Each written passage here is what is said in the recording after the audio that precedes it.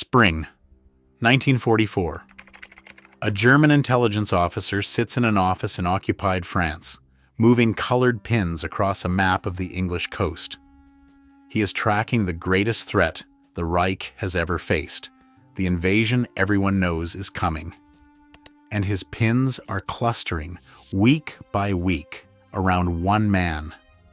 The Americans have given their most dangerous general a new command, a massive army group massing in the southeast of England, poised like a hammer over the narrowest part of the channel. The officer is certain he has found the enemy's plan. He is looking directly at it, and almost none of it is real. This is not the story of George Patton the warrior, the pearl-handled pistols, the slap, the race across France. This is the story of how the German army's respect for that man became the very weapon used to defeat it. Because the German High Command spent the crucial hours of the war watching Patton so closely that they never saw the real blow coming. And the army they should have feared, they ignored. The question at the heart of this story is a strange one. How do you beat the most dangerous general your enemy has? Not by hiding him, but by putting him on a stage, in plain sight, in command of an army that does not exist.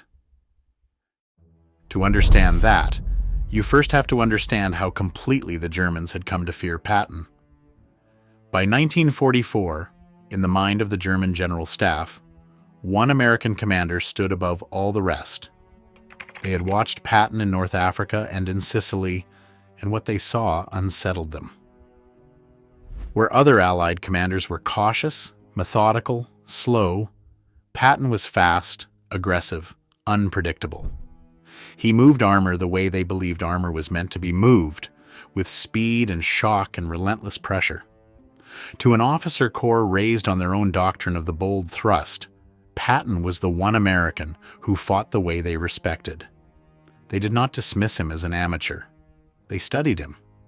They rated him, quite simply, as the best the Allies had. And that respect became a certainty. If the Allies were going to invade Europe, and everyone knew they were, then surely they would give the job to their best man. Surely Patton would lead it. The logic felt airtight. Find Patton, and you find the invasion. Hold on to that word. Certainty.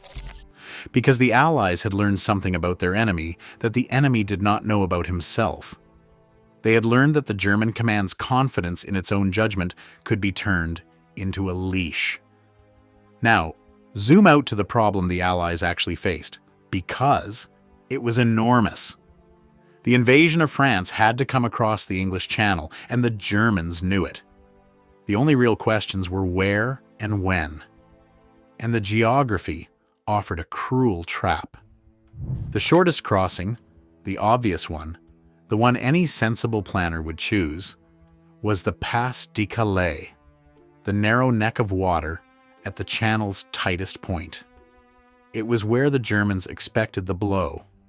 It was where they had concentrated their strongest defenses. And it was exactly where the Allies were not going to land. They were going to Normandy, farther, harder, but less defended precisely because it was less obvious. The whole invasion depended on one thing, keeping the Germans looking at Calais while the real army hit Normandy, and even more critically, keeping them looking at Calais in the days after the landings, so they would hold their powerful reserves back instead of throwing them into the Normandy beachhead before it could take hold. To do that, the Allies built a ghost.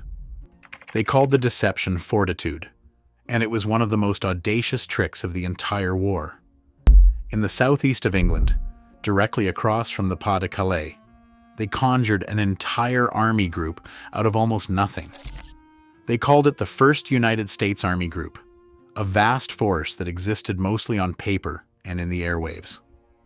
They filled its camps with inflatable rubber tanks that looked real from the air, dummy landing craft made of canvas and scaffolding, and rows of fake vehicles. They filled the airwaves with a torrent of fake radio traffic, the invented chatter of divisions that did not exist, carefully scripted so that German listeners would hear an army preparing to sail. And to make the whole illusion breathe, they needed a commander the Germans would believe in. They needed a name so credible that its mere presence would confirm the lie. They gave the Ghost Army to Patton. It was, in a way, the perfect use of him. Patton's reputation was so fearsome that the Germans could not imagine the real invasion happening anywhere he was not. So the Allies made sure he was seen, reviewing troops, appearing in the right places, his presence woven into the fiction. The Germans were watching him, so the Allies made him the face of the army they wanted the Germans to fear. The man's own reputation became the anchor of the deception. Picture the German analysts receiving all of this. The rubber tanks photographed by reconnaissance flights, the flood of radio signals, and presiding over it all, the one general they respected above all others. Every piece confirmed what they already believed. Of course, the main attack would come at Calais. Of course, Patton would lead it. The evidence matched their expectations perfectly, because it had been built, piece by piece, to match their expectations. They were not being told a story they resisted. They were being handed exactly the story they had already written in their own heads. This is the quiet genius of the whole thing, and it is worth sitting with. The Allies did not try to fool the Germans into believing something strange. They fed the German command its own certainty, reflected back. The deception worked not because it was clever, but because it agreed with everything the enemy already believed about Patton and about themselves. Then came June 6, 1944. Normandy. The landings hit the Normandy beaches, and here is where the trap sprang shut. A lesser deception would have collapsed the moment the real invasion began. But fortitude had prepared for exactly this. The story it had planted was not simply, "The invasion comes at Calais." It was subtler and far more dangerous. The invasion, when it comes at Normandy, will be a diversion, a feint designed to draw German reserves away from the real blow, which will still fall at Calais, led by Patton. So, as the fighting raged on the Normandy beaches, the German command hesitated. They had powerful armored reserves that could have been rushed to Normandy in those first critical days, the days when the beachhead was still fragile, still capable of being pushed back into the sea. And they held them back. They kept them waiting near the Pas-de-Calais, guarding against an attack that would never come, led by a general who commanded nothing. For weeks after D-Day, some of the best divisions in the German army stood idle, staring across the channel at an empty sea, waiting for Patton. Bring it down, for a moment, to a single German tank crew, one of the thousands of men caught inside that mistake without ever knowing it. Somewhere behind the Pas-de-Calais, in the weeks after the Normandy landings, they sit with their vehicle in a camouflage position, engines cold, waiting for the order to move. They can hear, distantly, that something enormous is happening to the west. They are among the best equipped soldiers in the German army, exactly the kind of force that could tip the balance on the Normandy beaches, if they were there, but they are not there. They are here, guarding an empty stretch of coast, because somewhere above them, a staff officer is still certain that Patton is coming across the narrow water any day now. Days pass, then weeks. The order to hold never changes. The men grow restless, then uneasy. Listening to the news from Normandy get worse, while they guard a beach no one attacks. By the time someone finally accepts the truth and cuts them loose to race west, it is too late. The roads are ruled by Allied aircraft, the beachhead has become a front, and the war in France is already slipping away.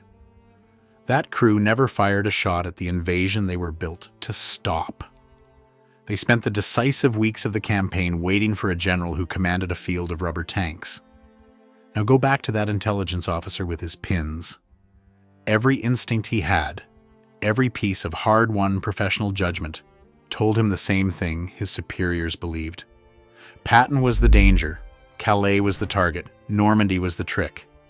And every one of those instincts had been anticipated and used against him. His competence was not a defense. It was the handle by which he was moved.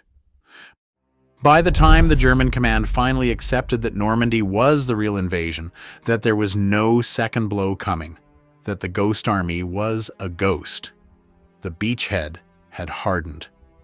The moment to drive the Allies back into the sea had passed while their reserves waited for a man who was never coming. The best chance the Germans had to defeat the invasion had been spent watching a shadow.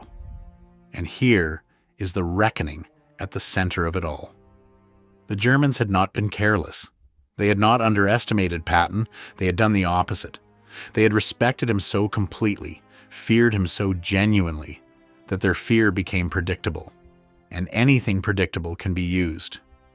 The Allies did not need to hide their best general.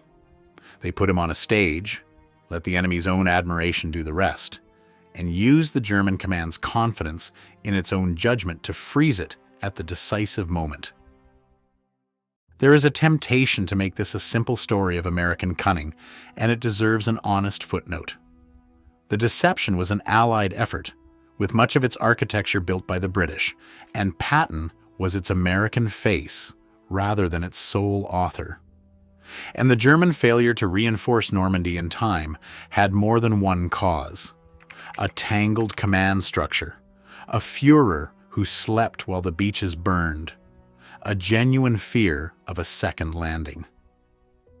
Fortitude did not do it alone, but it was the thread that ran through all of it. The story that gave the German hesitation its shape and its excuse. For years afterward, the men who had run the German war in the West would try to explain how it had slipped away from them. And the answer, in part, was almost too simple to accept. They had spent the most important hours of the war watching the one general they were sure would beat them. He beat them, in the end, not by attacking, but by standing still, in command of nothing, while the enemy they had underestimated walked ashore somewhere else. The Germans asked the right question. Where will their best man strike?